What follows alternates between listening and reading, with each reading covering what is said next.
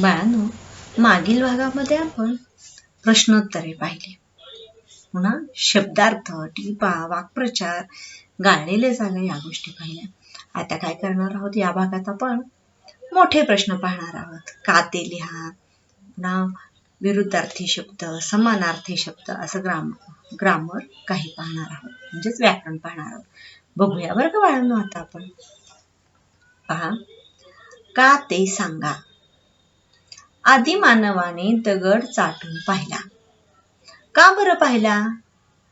काही हरणे एका झाडाच्या बुंध्याशी असलेला दगड चाटताना आदिमानवाने पाहिले, म्हणून कुतूहलाने त्याने दगड चाटून पाहिला.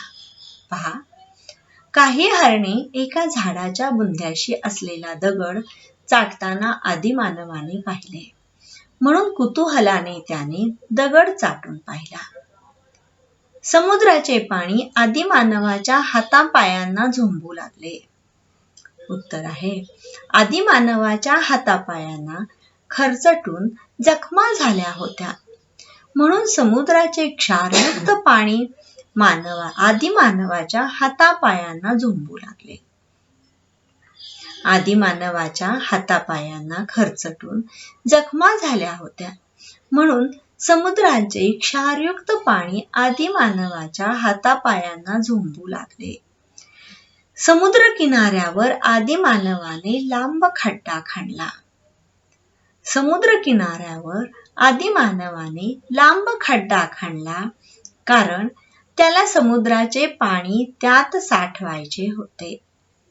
समुद्र किनाऱ्यावर आदिमानवाने लांब खड्डा खणला, कारण त्याला समुद्राचे पाणी त्यात साठवायचे होते. आपण आता अजून एकदा बघूया. आदिमानवाने दगड चाटून पाहिला. काही हरणे एका झाडाच्या बुंध्याशी असलेला दगड चाटताना आदिमानवाने पाहिले, म्हणून कुतूहलाने त्याने दगड चाटून पाहिला. समुद्राचे पाणी आदिमानवाच्या हातापायांना झोंबू लागले. आदिमानवाच्या हातापायांना खरचटून जखमा झाल्या होत्या, म्हणून समुद्राचे क्षारयुक्त पाणी आदिमानवाच्या हातापायांना झोंबू लागले. समुद्र किनाऱ्यावर आदिमानवाने लांब खड्डा खणला. समुद्र किनाऱ्यावर आदिमानवाने लांब खड्डा खणला, कारण त्याला समुद्राचे पाणी त्यात साठवायचे होते. पुढे पाहूया. समानार्थी शब्द लिहा. जंगल, रान. जंगल, रान. झाड, वृक्ष. झाड, वृक्ष. लांब, दूर. लांब, दूर. दिवस, दिन.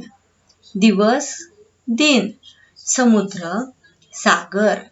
समुद्र, सागर. पाणी, जल. पाणी, जल. अजून एकदा बघूया आपण समानार्थी शब्द. जंगल, रान. दिवस, दिन. झाड, वृक्ष. समुद्र, सागर. लांब, दूर. पाणी, जल. विरुद्धार्थी शब्द लिहा. पूर्वी, हल्ली. पूर्वी, हल्ली. शंका, खात्री. शंका, खात्री. आधी, नंतर. आधी, नंतर. लांब, जवळ. लांब, जवळ. आळणी, खारट. आळणी, खारट.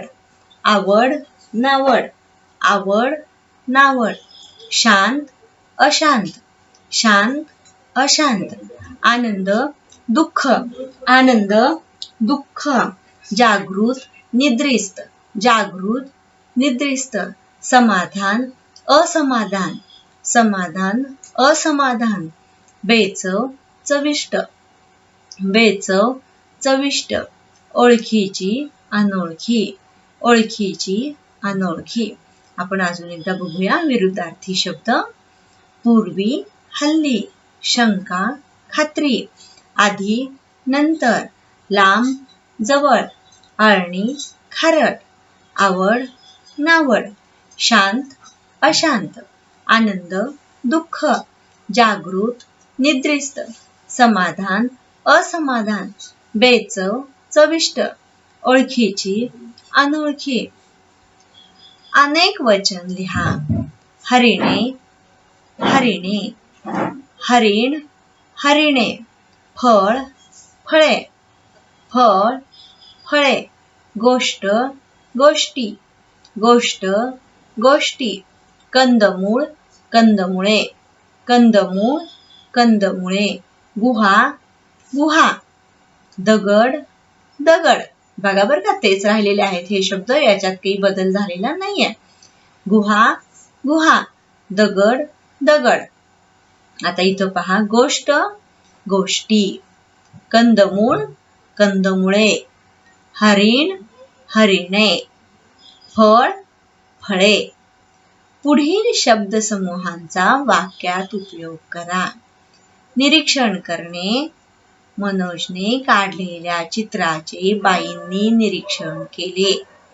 निरीक्षण करणे.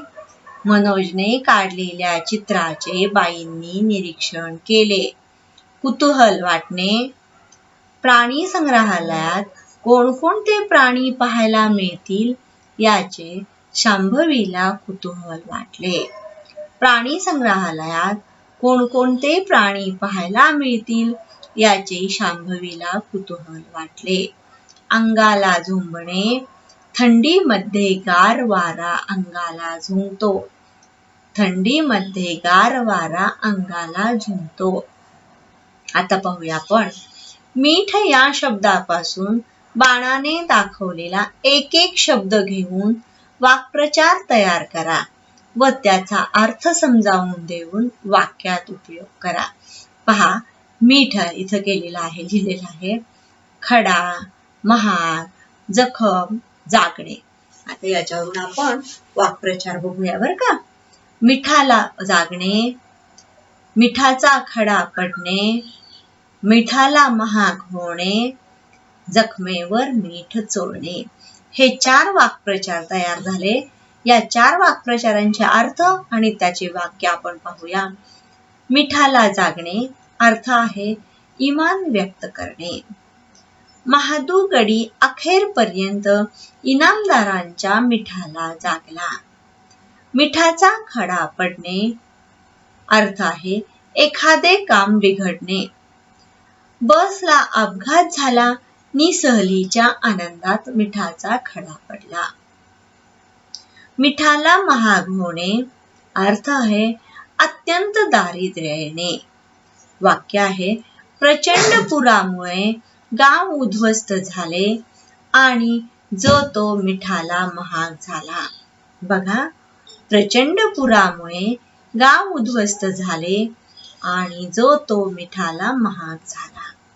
जखमेवर मीठ चोळणे अर्थ आहे आधीच्या दुःखात अधिक बह पडणे किंवा अधिक दुःख होणे. आधीच्या दुःखात अधिक दुःख होणे. नापास झालेल्या रवीला वाईट बोलून महेशने त्याच्या जखमेवर मीठ चोळले. नापास झालेल्या रवीला वाईट बोलून महेशने त्याच्या जखमेवर मीठ चोळले. बाळांनो, इथे आपले प्रश्नोत्तरे संपलेले आहेत. तुमचा घरचा अभ्यास आहे. हे मीठ या शब्दासोबत बाणाने दाखवलेला एक एक शब्द घेऊन वाक्प्रचार तयार करा आणि त्याचा अर्थ समजावून घेऊन वाक्यात उपयोग करा. हे पूर्ण सगळं तुम्ही लिहून काढायचं आहे. हा तुमचा घरचा अभ्यास आहे. आपण आता इथे थांबूया बरं का बाळांनो.